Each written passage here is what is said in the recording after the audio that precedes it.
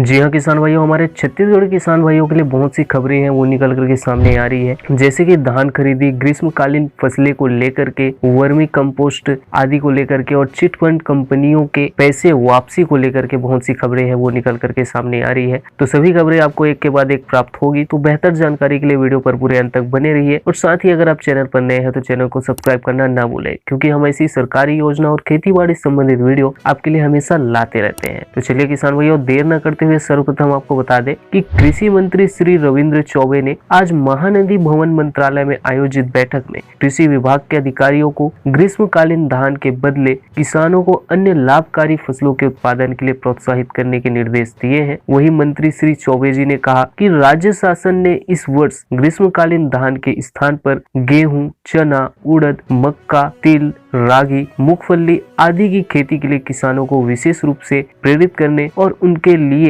आवश्यक मार्गदर्शन देने का निर्णय है वो लिया है। उन्होंने अधिकारियों को ग्रीष्मकालीन धान के बदले अन्य लाभकारी फसलों की खेती के लिए प्रचार प्रसार का व्यापक अभियान संचालित करने के साथ ही अन्य ग्रीष्मकालीन फसलों के बीजों की पर्याप्त मात्रा में उपलब्धता सुनिश्चित करने के निर्देश भी दिए हैं। तो जी हाँ किसान भाइयों, ग्रीष्मकालीन फसलों में धान के अलावा अगर आप गेहूं, चना, उड़द, मक्का, तिल, रागी आदि फसलों की खेती करते हैं तो ऐसे में राज्य सरकार आपको सहयोग है वो करेगी। वहीं आगे बढ़ते हैं दूसरी खबर की ओर। खरीफ विपणन वर्ष 2021-22 में समर्थन मूल्य पर धान खरीदी के लिए किसानों का पंजीयन है वो किया जा रहा था, जिसकी अंतिम तिथि 31 अक्टूबर है वो रखा गया था, जिसे बढ़ा करके 10 नवंबर है वो किया गया था। तो 10 नवंबर तक किसान है धान खरीदी के लिए अपना पंजीयन है वो करा सकते थे। और बुधवार 10 नवंबर को छठ पूजा का सामान्य अवकाश होने के बाद भी किसान पंजीयन का कार्य है वो जारी रहा। 10 नवंबर को सरकारी छुट्टी होने के बाद भी सभी सहकारी समितियों में पंजीयन का कार्य है वो सुचारू रूप से चल रहा था। तो इस संबंध में सभी संबंधित निर्देशों का निर्देशित है वो किए गए हैं। तो हमारे वे किसान भाई जिन्होंने 31 अक्टूबर तक पंजीयन नहीं कराया था, उन्हें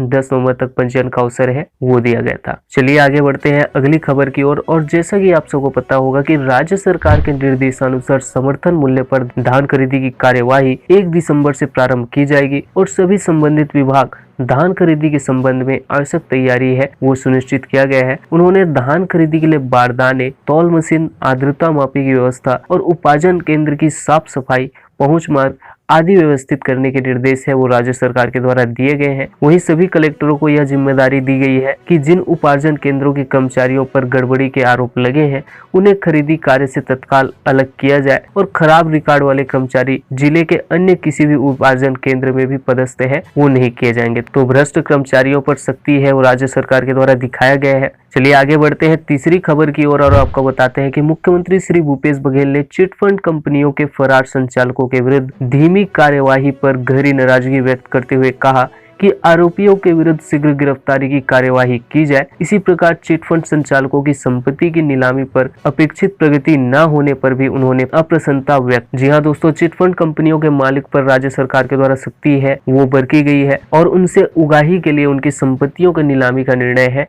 वो राज्य सरकार के द्वारा लिया गया है। चलिए आगे बढ़ते हैं चौथी खबर की ओर। मुख्यमंत्री श्री भूपेश बघेल ने कहा है कि राष्ट्रीय स्तर पर जैविक खाद और वर्मी कंपोस्ट के उत्पादन को बढ़ावा देने और जैविक खेती की दिशा में आगे बढ़ने की जरूरत है। उन्होंने कहा कि इससे छत्तीसगढ़ के साथ साथ देश के अन्य राज्यों में भी रासायनिक खाद की कमी की समस्या से निपटने में मदद मिलेगी, साथ ही सॉइल हेल्थ अच्छी होगी और अच्छी गुणवत्ता की कृषि उपज है वो मिलेगी। उन्होंने कहा कि कोविड के कारण रासायनिक खादों के लिए कच्चे माल की आपूर्ति में कठिनाई है वो हो रही है, इसलिए रासायनिक खाद की पर्याप्त आपूर्ति नहीं हो पा रही है, जिस कारण से आपने देखा होगा किसान भाइयों खादों की रेट इस वर्ष आसमान छू रही थी। विशेष तौर से डीएपी का रेट आपने इस वर्ष देखा ही होगा। वही किसानों को लेकर के हमारी अगली खबर है वो निकल करके आ रही है कि छत्तीसगढ़ सरकार की सुराजी गांव योजना के अंतर्गत नरवा, गरवा, घुरवा व बाड़ी योजना से गांवों की तस्वीर है वो बदल रही है। नरवा कार्यक्रम के माध्यम से नालों के उपचार से अब नालों में पर्याप्त मात्रा में पानी रहने से किसानों को उतेरा और रबी की फसल लेने में सुविधा होने लगी है। राज्य में नरवा विकास योजना के क्षेत्र का चहुमुखी विकास है वो हो रहा है और भूजल संरक्षण एवं संवर्धन से क्षेत्र में पानी की समस्या अब नहीं होती है और किसानों के खेतों में दोहरी फसल से ग्रामीणों की आमदनी है वो बढ़ रही है। तो चलिए इस प्रकार से आगे बढ़ते हैं हमारे अंतिम खबर की ओर, जो हमारे किसान भाइयों के लिए चिंताजनक है। आपको बता दें कि खरीफ विपणन वर्ष 2021-22 में समर्थन मूल्य में धान खरीदी की तैयारी के संबंध में अधिकारियों और परिवहनकर्ता की बैठक है वो ली गई, जिनमें उच्चतम अधिकारियों ने कहा कि इस वर्ष अच्छी फसल होने के कारण अधिक मात्रा में धान आने की संभावना है, यानी कि बम्पर मात्रा में धान की खरीदी है